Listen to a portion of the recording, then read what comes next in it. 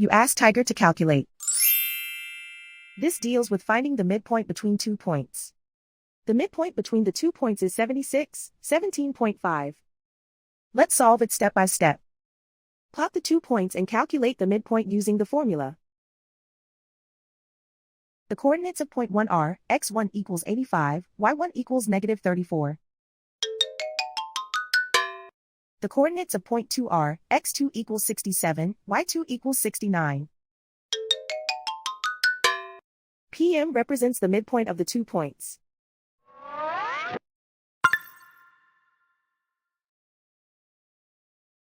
Use the x values in the midpoint formula to find the midpoints x. x1 equals 85. x2 equals 67.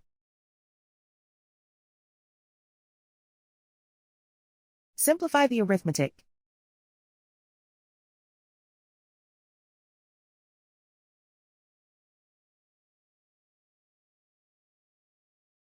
Use the y values in the midpoint formula to find the midpoints y. y1 equals negative 34.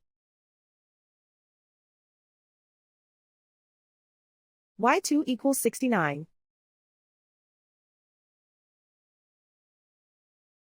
Simplify the arithmetic.